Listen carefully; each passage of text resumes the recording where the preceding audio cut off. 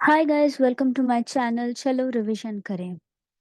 Till the last day, we have studied about what is a compiler, what are the uses of compiler, phases of compiler, and last day we had studied about lexical analyzer. So today, let's revise first what was a lexical analyzer in brief, and then we will go to our new topic, that is the Lex tool. तो lexical analyzer क्या था?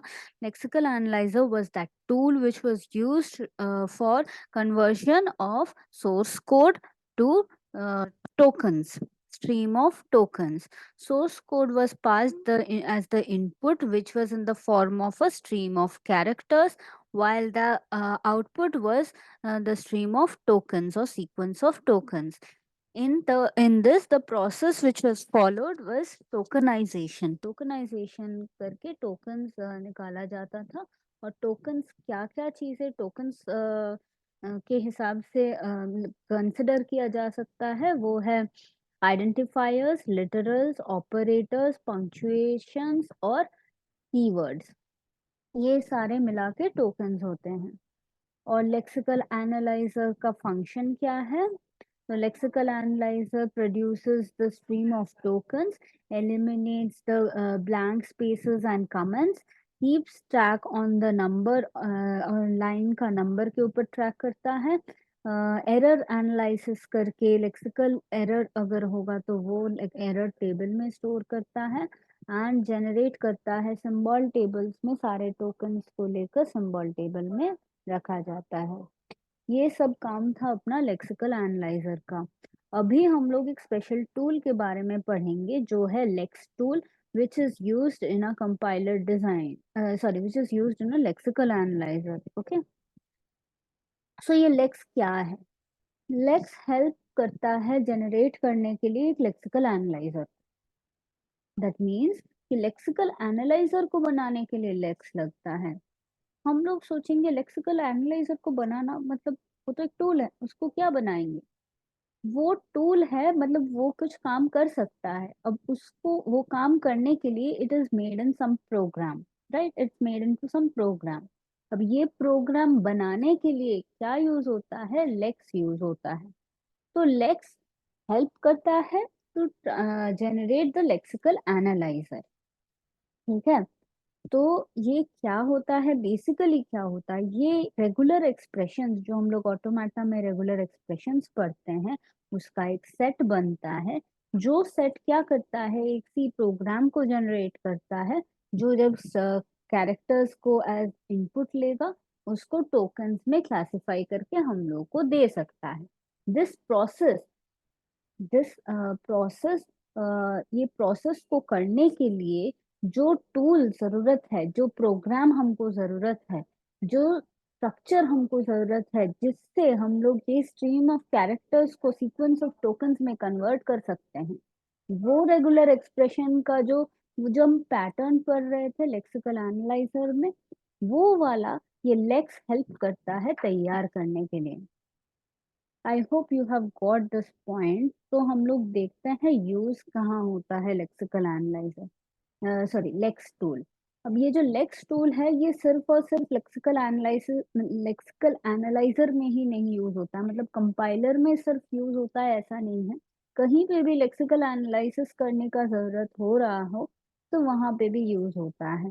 Basically tokenization वाले process के लिए lakes tool use हो सकता है. ठीक है. तो हम लोग अभी देखते हैं वर्किंग क्या होता है. लेक्स से हम लोग कैसे लेक्सिकल एनालिसिस कर सकते हैं. ये जो लेक्स है, ये क्या करता है? एक लैंग्वेज के साथ कंबाइन किया जाता है जिसको कहते हैं YACC. YACC का फुल फॉर्म क्या है? Yet another compiler. बट ये क्या करता है? ये YACC is a language tool, जो एक प्रोग्रामिंग लैंग्वेज है जिससे हम लोग लेक्स के साथ कंबाइन करके ये वाला लेक्सिकल एनालिसिस को कर सकते हैं. कैसे कर सकते हैं? ये जो YACC है, ये एक प्रोग्रामिंग लैंग्वेज है.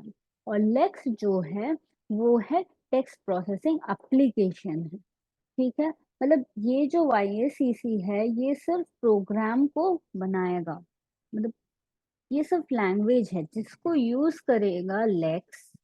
और लेक्स क्या है? टेक्स्ट प्रोसेसिंग एप्लीकेशन है। मतलब YACC जो जो पार्सर जनरेट करेगा अपने लैंग्वेज से, वो फॉर्मल ग्रामर जो होगा, वो फॉर्मल ग्रामर को स्ट्रक्चर देने के लिए लेक्स यूज होता है। और वो लिखा रहेगा किसमें? YACC में। ठीक है। यहाँ पे नीचे हम लोग देखेंगे ये लेक्सिकल एनालाइजर कैसे बनता है। ये बहुत सुंदर है। ये लेक्स डॉट एल जो हम लोग यहाँ पे देख रहे हैं, ये क्या है? ये बेसिकली वो सोर्स प्रोग्राम है। डॉट एल फाइल में स्टोर किया गया है। यहाँ पे पूरा स्ट्रीम ऑफ कैरेक्टर्स रहेगा हम लोग का। ये किसको दिए? हम लोग लेक्स को दिए। लेक्स वाला जो कंपाइलर है उसको हम लोग दिए। इसको देने के बाद क्या हो गया? ये यहाँ से एक फाइल जनरेट हुआ जो है lex dot Y Y dot C C. ये वाला जो है, ये फाइल का नेम ही हमेशा रहता है, इट इज नॉट चेंज। यही फाइल का नेम रहता है जो समझ में आता है कंपाइलर को। मतलब जो भी सोर्स प्रोग्राम है डॉट एल फाइल में स्टोर किया गया, और उसको लेक्स कंपाइलर ने लेकर ऐसा कुछ काम किया है, उसके ऊपर YACC के साथ कुछ काम हुआ है।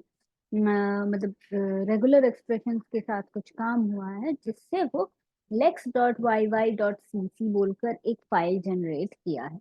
अब ये जो फाइल जनरेट हुआ है, इसको सी कंपाइलर लेकर ए डॉट आउट हम लोग का फाइल निकाल सकता है आफ्टर कंपाइलेशन। ये जो ए डॉट आउट है, ये वो स्ट्रक्चरल फाइल है जिसमें हम लोग जब स्ट्रीम ऑफ इनपुट दे रहे हैं, अभी वो आके टोकन्स बन रहा है। तो यहाँ पे क्या हुआ? यहाँ पे रूल्स सेट हुआ। ठीक है। लेक्स ने क्या किया? रूल्स सेट किया उस लैंग्वेज के हिसाब से। क्या क्या एक रेगुलर एक्सप्रेशंस मेरा इस लैंग्वेज को अंडरस्टैंड करने के लिए कंप्यूटर को जरूरत होगा, वो सारा रूल्स जनरेट करके दे दिया है लेक्स कंपाइलर ने।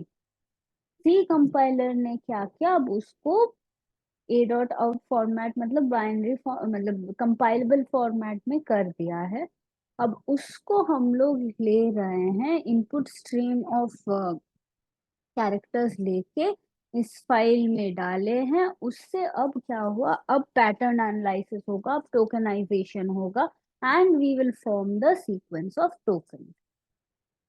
राइट।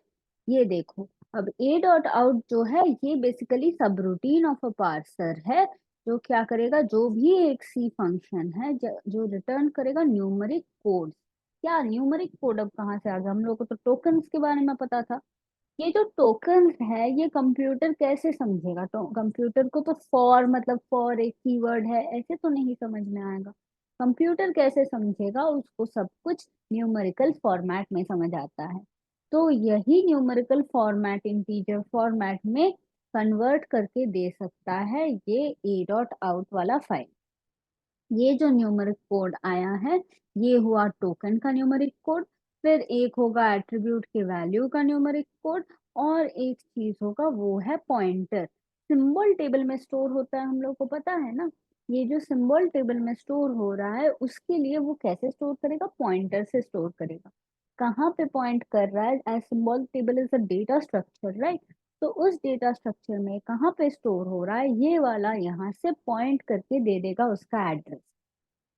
तो हम लोगों का क्या हो गया? ए डॉट आउट फाइल से हम लोगों को टोकन जनरेट हुआ जो कि न्यूमेरिक कोड के फॉर्मेट में।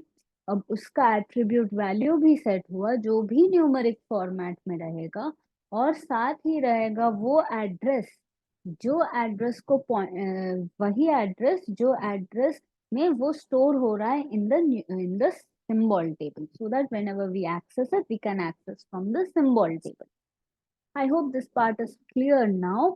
और एक इम्पॉर्टेंट पॉइंट है कि ये सब कुछ, ये सारा पॉइंटर में क्या रहेगा, एट्रीब्यूट वैल्यू में न्यूमेरिक कोड क्या रहेगा, या फिर टोकन का न्यूमेरिक कोड क्या बन रहा है, ये सब कुछ रहेगा ग्लोबल वेरिएबल YYL वैल में स्टोर होगा। ठीक है। ये एक ग्लोबल वेरिएबल है जिसमें ये सब कुछ स्टोर हो रहा है, and that will be shared between the lexical analyser and the parser. ठीक है, तो हम लोग एक्सेस कैसे करेंगे, कहाँ से रीड कर रहे हैं, कौन सा मेरा लास्ट टोकन था, ये सब जानने के लिए ये YYL वैल वाला जो ग्लोबल वेरिएबल है उसको एक्सेस करना पड़ेगा। लेक्सिकल एनालाइजर और पार्सर के बीच में ये मोड ऑफ कम्युनिकेशन तैयार करता है। यहाँ तक एक पार्ट हुआ है। एंड एक छोटा सा एडिशन दे देते हैं, इसके साथ थोड़ा आइडिया हो जाएगा कि ये कोड फॉर्मेट में कैसे रहता है। Not the numeric code but the program वाला जो कोड बोलते हैं हम लोग। तो लेक्सिकल एनालाइजर का एक स्ट्रक्चर रहता है, ये भी एक प्रोग्राम रहता है। तो ये जो प्रोग्राम है ये कैसा रहता है, जैसे हम लोग नॉर्मल किसी प्रोग्राम में लिखते हैं, like a C program, right. क्या करते हैं, ऊपर सारा डिक्लेरेशन कर देते हैं, फिर उसका पूरा प्रोग्राम लिखते हैं, ये फंक्शन यूज होगा, ये यूज होगा, इसके बाद ये होगा, पूरा प्रोसीजर लिखते हैं। और लास्ट में अगर जो भी एडिशनल फंक्शंस, जैसे सम करना है तो इस फंक्शन में जाओ, डिवीजन करना है तो इस फंक्शन में जाओ, ये सब हम लोग लिखते रहते हैं। तो this is also working the same way. तो पहले डिक्लेरेशन ऑफ सारा वेरिएबल्स हो जाएगा, डिक्लेरेशन सबसे पहले हो रहा है। डिक्लेरेशंस के बाद सारा रेगुलर डेफिनेशन हो, मैनिफेस्ट कॉन्स्टेंट्स हो, वो सब कुछ मेन कॉन्स्टेंट्स हो, ये सारा इंपॉर्टेंट डिक्लेरेशन सारा ऊपर हो रहा है, सबसे पहले हो रहा है। उसके बाद ये कुछ डेलिमिटर यूज करते हैं यहाँ पे। ये डेलिमिटर का काम करता है डबल मॉड्यूलस वाला सिंबल, डबल परसेंटेज वाला सिंबल। उसके बाद ताकि उसको डिफरेंशिएट किया जा सके ना, सीरीज सीक्वेंस ऑफ प्रोग्राम उसके अंदर ये डिफरेंशिएट करने के लिए ये बनाया जाता है, दिया जाता है, ऐड किया जाता है। उसके बाद है ट्रांसलेशन रूल्स। ये अपना रेगुलर एक्सप्रेशन जो इतना देर से हम लोग पढ़ रहे हैं कि रेगुलर एक्सप्रेशन रहेगा, पैटर्न रहेगा, ये असली काम करेगा टोकनाइजेशन करने के लिए। ये सारा जो पैटर्न रहेगा उसके साथ, ये पैटर्न जो है पैटर्न के साथ एसोसिएटेड रहेगा उसका एक्शन। क्या ऐसा पैटर्न मिलेगा तो हम क्या करेंगे, लाइक A+B अगर होगा तो मेरा एक्शन क्या होगा, वहां पे, यहाँ पे इसको लोड करना है, इसको स्टोर करना है, इसको ये वैल्यू होगा, मतलब वैसा टाइप का कुछ एक्शन होगा।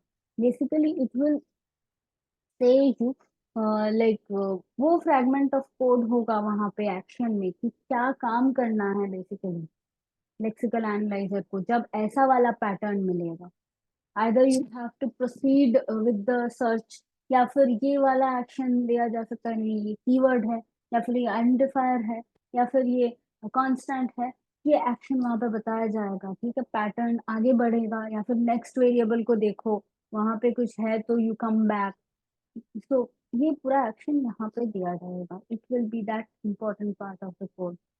वापस डेलिमिटर दिया गया है डबल डबल मॉड्यूलस सिंबल देके, और लास्ट में ऑक्सिलरी फंक्शंस रहेगा, जो सारा एडिशनल फंक्शंस को रख सकते हैं, जो सब यहाँ पे यूज हो जा रहा है। ये इसका पूरा कोड अपना हमारे पास अगर कंपाइलर्स का वो ड्रैगन बुक जो बोलते हैं वो वाला बुक रहेगा तो आप वहाँ पे देख सकते हैं। जो एल्फ्रेड वी हो का जो बुक है, वो जो स्टैंडर्ड बुक है कंपाइलर्स का, उसमें पूरा कोड तक दिया हुआ है, what is the actual code of lexical analyser. तो if you find interest in it you can see the program. And ये तो बेसिक डिस्क्रिप्शन है, इसके ऊपर क्वेश्चंस बहुत कम ही आते हैं, but as you are studying this lexical analysis this will help you grow interest in this, अंदर से काम कैसे होता है। टिल नाउ ये वीडियो बहुत बेसिक लेवल में जा रहा है, अभी लेक्सिकल एनालाइजर के बारे में आपने पढ़ा है। Please keep revising these things till now, अभी तक जो भी पढ़े हैं, आगे के वीडियो में और भी एग्जांपल्स लेकर आएंगे।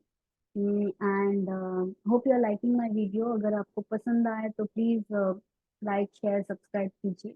And any comments any questions please मुझे कमेंट करके बताइए। एंड देखते रहिए वीडियोस को, रिवाइज करते रहिए, सिलेबस खत्म करते रहिए। Happy learning. Thank you.